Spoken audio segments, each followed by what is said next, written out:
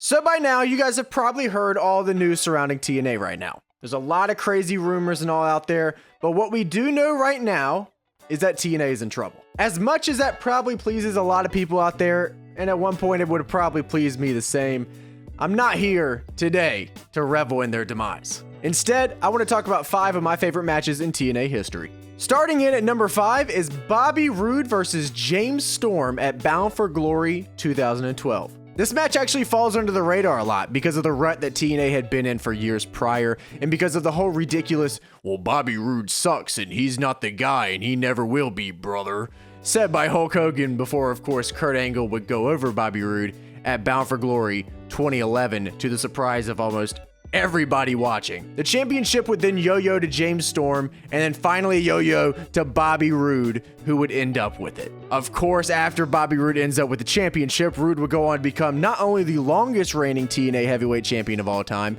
have one of the best heel reigns in company history, and set the precedent for championship reigns in TNA. But hey, Roode isn't the guy, brother.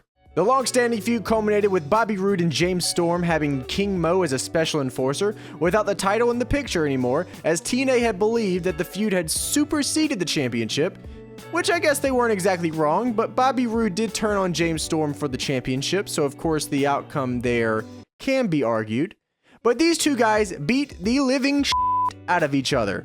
And while it might not be everybody's cup of tea, it is exactly what I wanted to see and why it starts off my list. Coming in at number 4 is Taryn Terrell versus Gail Kim at Slammiversary 2013. The knockouts have always been a talking point for TNA, or at the very least used to be before WWE decided to do the whole, Divas Revolution. Gail Kim had come back to TNA after her WWE run in 2011 because she felt like she wasn't being treated right and the women were not being pushed correctly. She actually eliminated herself from a battle royal at one point before leaving WWE to come back to TNA. Taryn Terrell was the Knockouts referee at the time, not doing very much other than, refereeing. And Brooke Hogan was still a thing at this point, God forbid I ever have to say that name ever again.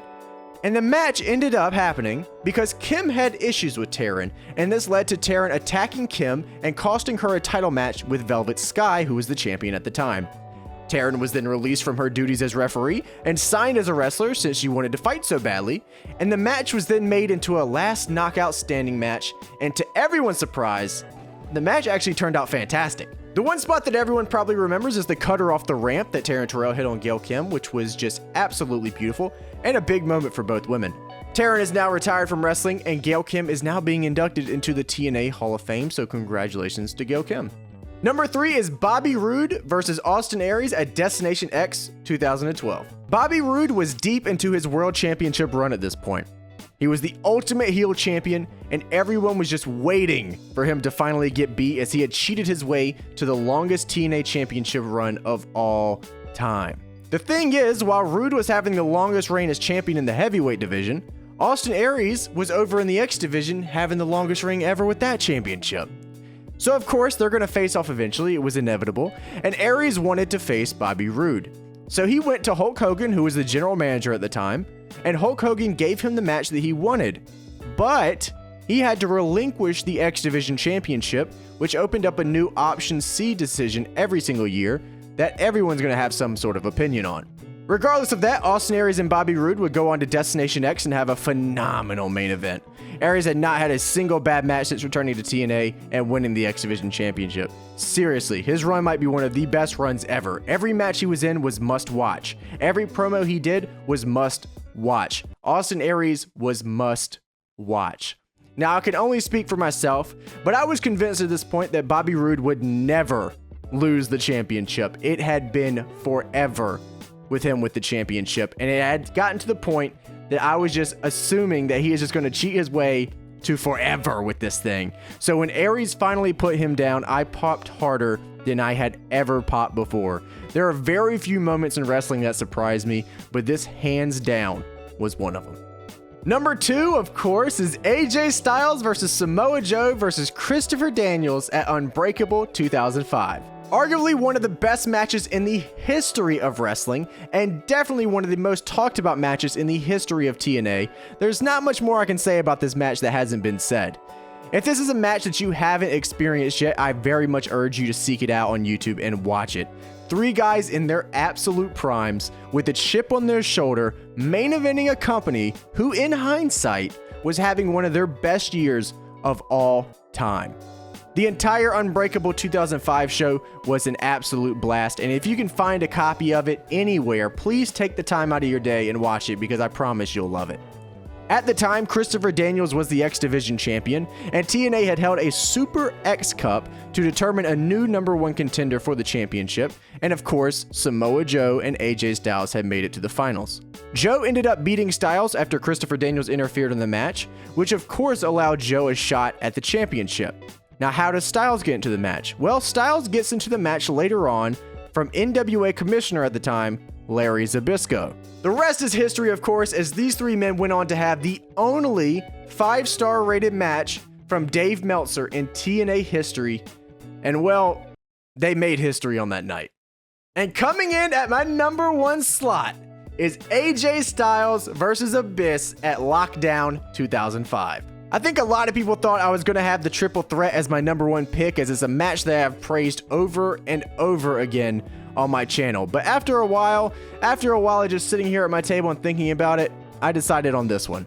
AJ Styles versus Abyss at Lockdown 2005. As you can see, I was not lying when I said that TNA was having a good 2005. And there seems to be a common occurrence here, and his name is AJ Styles.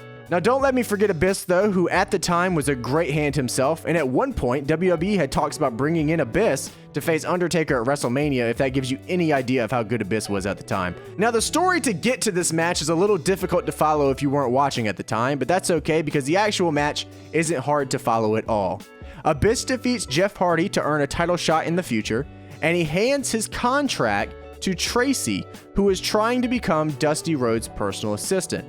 Abyss then tries to get his title match contract back from Tracy, who had become Rhodes' assistant, and of course, he did it Abyss style. This led to a brawl with AJ Styles, as AJ Styles tried to defend Tracy, and this led to Dusty Rhodes making AJ versus Abyss, with the winner getting a title shot at Hard Justice. At this point, TNA had great cage matches. The AMW versus Triple X match was phenomenal, and of course, Lockdown 2005 was no different.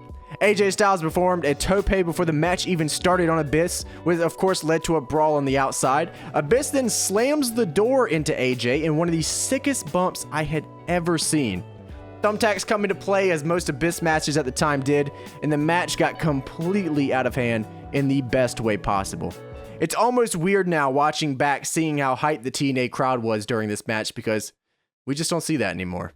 And guys, that is my top 5 favorite matches in TNA history. Of course, this is a list that I just thought of off the top of my head. These are things, things change. My top 5 may not even be my top 5 in a couple of days. I could just completely change it. But for right now, these are the top 5 matches. These are some of my favorite matches in TNA history. So if you guys want to tell me down in the comments what are some of your favorite matches, I'm sure that some of you guys have different ones than me. I love to read them. I want to thank you guys for watching this video. Remember, if you enjoyed, to leave a like, subscribe if you guys are not subscribed for more of that goodness on my channel, and I will see you guys next time. See ya! Impulse is the best, yes he is. Click the subscribe button, yes. You know you want to, yes you do. Click it today.